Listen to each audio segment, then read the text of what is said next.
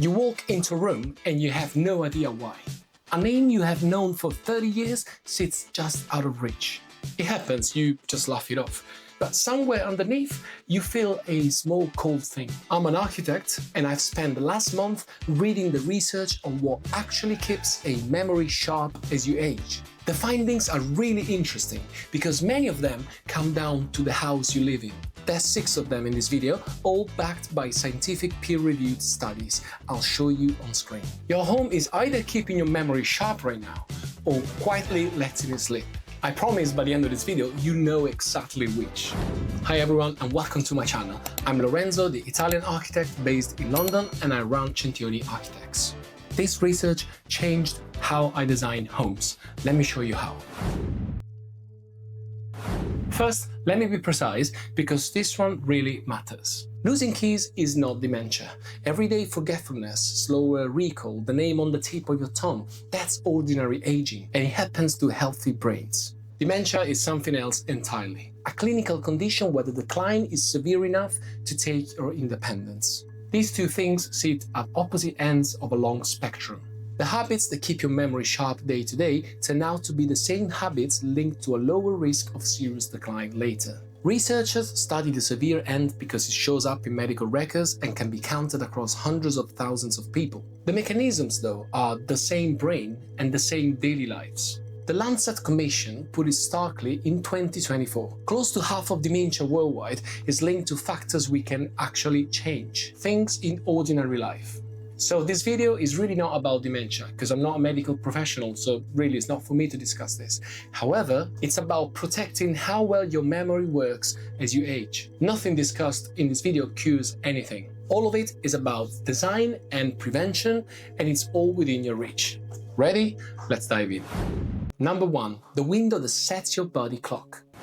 This one is the newest finding on the list. A study published this year followed over 87,000 people wearing light sensors on their wrists, then tracked them for 8 years. The people who got bright daylight during the day had around 16% lower risk of dementia. Light, measured on a wrist. It predicted risk better than several markers doctors already use. The reason is your body clock. Bright light in the morning sets the rhythm that governs your sleep, and sleep is where your brain files memories and clears out waste. Live in dim rooms all day and the rhythm drifts, night after night. So this could be seen also as a design decision, not just a lifestyle tip. Find where the morning light lands in your home and put the place you actually sit right in it. Your breakfast chair, your desk, wherever your first hour happens. Strip the heavy curtain off the brightest window. If you're planning work, as in you're designing your new home, put the glazing where the morning sun is, not just where the view happens to be. Your brain is waiting for that signal. Next is number 2, which I really didn't expect to find in a memory study. Number 2, the growing space you can reach from the kitchen.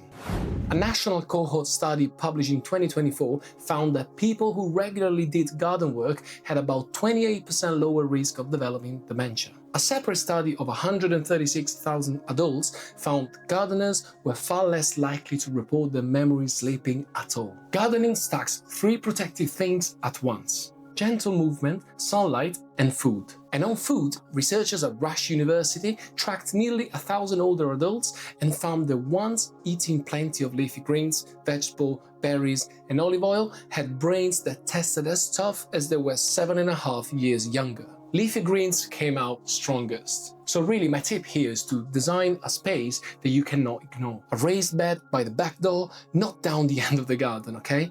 Herbs and salad leaves on the sunniest windowsill, an arm's reach from the pan. A level path out to it that you'd walk in slippers. Put the growing where your daily route already goes. That really helps reaching it on a daily basis. Number 3, the staircase that grows your brain.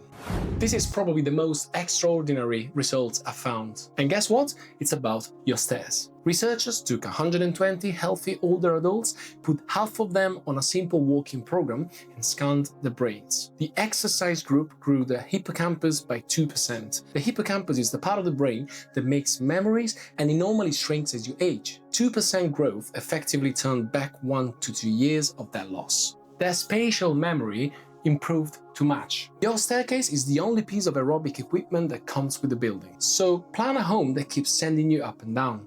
Obviously, only if you're able to climb the stairs, okay? And if the properly designed with all the safety measures in place. Resist the temptation to bring everything onto one floor for convenience, because a home that saves you every step is actually taking something from you day after day. If you're now looking around your home, wondering what's it doing to your memory, well, I can really help. It's called Casa Reset, and it's my new international one-to-one conversation with any one of you, where we discuss really what is bothering you in terms of home design, and we sit down together virtually and make sure that your house come out of it really improved and much better than before. I left all the links in the description below, go and check it out. Right, okay, now number 4. Number 4, the bedroom designed to give you 7 hours. This one comes from one of the longest running studies in the UK. Researchers followed nearly 8,000 civil servants for 25 years, checking in on how long they slept at 50, 60 and 70 years old. The people who consistently slept 6 hours or less had a 30% higher risk of developing dementia. They're held even after accounting for lifestyle, heart health and mental health. The reason sits underneath everything else on this list. Sleep is when your brain runs its cleanup, clearing the waste products that build up during the day. Cut their sleep short for years, and you actually cutting that process short night after night. So the bedroom deserves to be treated like the most important room in the house, really, not just the leftover one. Get the darkness level right first. Proper blackout I'm talking about, not just curtains that glow orange at the edges. Keep the room cool as well, because a bedroom that runs hot fragments sleep even when you don't remember waking. Pull the heat-producing electronics out, like chargers and anything humming in the corner. And make sure there's a window that actually opens to let moist air out, obviously if the weather allows it. Number 5. The wall between you and the traffic.